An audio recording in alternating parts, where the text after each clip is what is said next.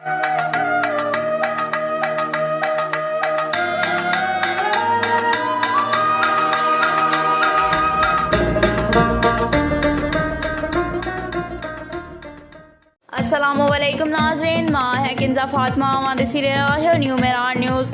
रुक गई था खबरन Islamkot report Zulfiqar Ali Taibani Islamkot में गवर्नमेंट बॉयज़ प्राइमरी स्कूल नजाज कॉलोनी में 100 खाबे मथे वण लगाया गया। खबर मौजूद शहर इस्लाम कोर्ट के गवर्नमेंट बॉयज़ प्राइमरी स्कूल नजाज कॉलोनी में स्कूल के हेड मास्टर ऐं ॿियनि उस्तादनि ऐं शागिर्दनि जे तरफ़ां वण लगाया विया। स्कूल के हेड मास्टर मीडिया से ॻाल्हाईंदे चयो त माहौलियाती गदिलाण खां बचण लाइ वण ज़रूरी आहिनि। असां बि उन जो हिसो थींदासूं त माहौल में गदिलाणी घटि बि। असांजे निजाज़ कॉलोनी स्कूल में अॻे बि 80 वण लगाया हुआ जेके वधी वॾा थी विया आहिनि। हींअर वरी 100 खां वधीक वण लगाया आहिनि। उन वधीक चयो त असांजे स्कूल में 300 शागिर्द आहिनि ऐं वेहण लाइ 2 कमरा आहिनि। तंहिं करे असां क्लास बि वणनि जे हेठि हलाईंदा आहियूं। असांखे वधीक उमेद आहे त ॿिया माण्हू बि साॻी तरह वण लॻाईंदा त जीअं माहौलियाती गदिलाण खां बची सघूं।